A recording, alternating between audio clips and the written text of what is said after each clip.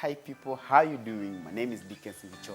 I'm a journalist at Nation Media Group for our online platform, NTV and Daily Nation Digital.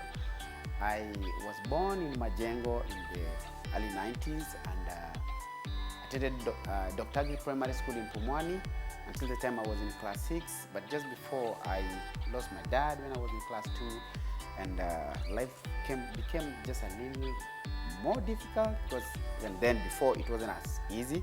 So my mom was selling groundnuts, peanuts, and boiled maize and ripe bananas. So every day I would come from school and help her do this. But what I would be doing is I would take some and put it into a basin and hawk in different estates in Shorimoyo, Gikomba, Pumwani, Isili, Ziwani, then country bus, then to Markiti, then to Mudurwa, then to bus station, and then to the CBD in the evening. And then late in the evening, I would come to Nation Center, just outside there, and basically not really hawk, but look at journalists getting out of the building, because I always wanted to become a journalist and practice in here.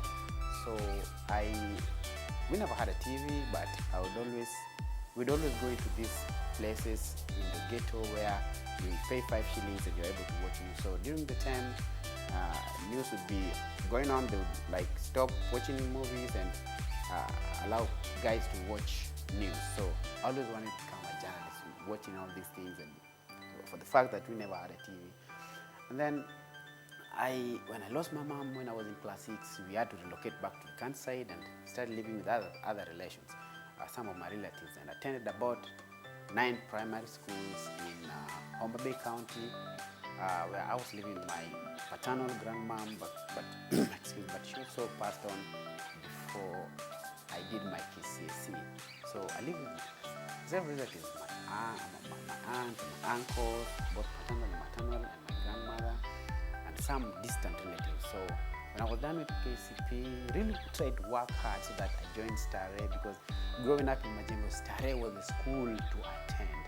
But because we went to the countryside and life just became a little more difficult, went to a school that was just not easy for you to work hard and score 400. So I wasn't able to score 400 marks, and I scored about 300 and I wasn't able to score 400 marks. So I was called the best school in Homa Bay County, that's Gorosare, which I also never attended because the school fees there was so high, and the uncle of mine that was taking care of me and my school fees was not able to pay. So we were taken to a school that had just been begun.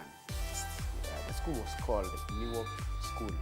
It no longer exists. The Ministry of Education closed down the school because it had never met all the requirements, minimum requirements that is. So we were just trying to study so hard and make it in life, and we never had a laboratory, we never had a library. Most of our teachers would be in school for a week. The following week they would just leave, because most of the students in our school were either orphans or came from very humble backgrounds. So it would be very difficult for them to pay fees promptly, so that teachers and workers and all this other stuff, non-teaching staff members, would be paid their dues. So most of the time we'd find ourselves doing what workers were supposed to do, cooks and cleaners. So most of the time we'd just be cooking for ourselves, and this was a boarding school. Girls would be sent to the field to go and look for traditional veggies and bring and cook, and it was just funny. But because we never had a choice, we were so poor, some of us were orphans like me, we just thought to study hard. Nikaangalia nikaona sasa kwa gari kuna platform, ukiambia mtu na ati anunue hii mmoja, lakini ukiweka in general wote watanunua. Naona zai hao wote, hii ni 100, nani atanunua? Hebu angalia, kuna mtu ameshika mkono.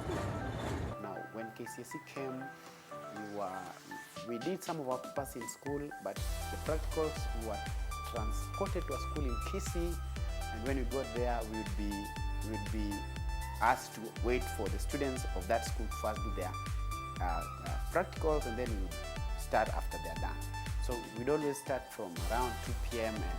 and finish around 8 p.m. in the evening.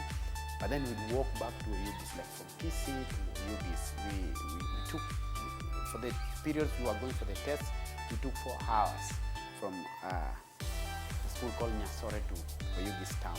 All the days of our physics, biology and chemistry practical. This is the time I also got diagnosed with amoeba, and some of my papers I had to do them at the hospital. But I really worked so hard, and because I always wanted to come back to Nairobi and join the University of Nairobi, not any other, the University of Nairobi, then later join Nation. So I'm not as happy because I'm the only, among all the 42 candidates of my class, I'm the only person who went to the university. I'm not really happy, but because I knew some of them were very hardworking and smart, but because of school fees and so much about life challenges, they were not able to proceed to university. But some of them are really doing pretty well. So when I came back to Nairobi after KCC, I lived with some uncle of mine, a very good uncle of mine. He's called Uncle Eric. But this was just for a year. My uncle, so that's my aunt, asked me to look for another place because she had alleged that the place they were moving into was smaller than where we were living before. So I just thought that most of my relatives weren't there. Not so many people are always lucky to present any sort of an appeal that goes through. Joseph Boke is now back at the university. This is after the Nation successfully highlighted his story after he dropped out of JKUAT due to poverty. Joseph was pursuing a curious science at JKUAT. But most importantly is Loise Wanyoike. This is a Kenyan pastor who stays in the US. She has decided to pay all his tuition fees and upkeep during his stay at the University of Nairobi's College of Education in Kikuyu campus. So many eyes are on Joseph Boke now. The ball is in his court. Reporting for Nation Digital from Sirare in Migori County, I am Dickens Ngichu. So after sharing with you some of my lectures about my homelessness, some of them allowed me to sit exams before registering for my units, and some dropped me at home, some paid my school fees for my units, like Dr. Kamamwangi, Riason, so many others. The School of Journalism, University of Nairobi supported me so much to see me go through school and finish. So I got a foster family that got me out of the streets, and with which I still live today.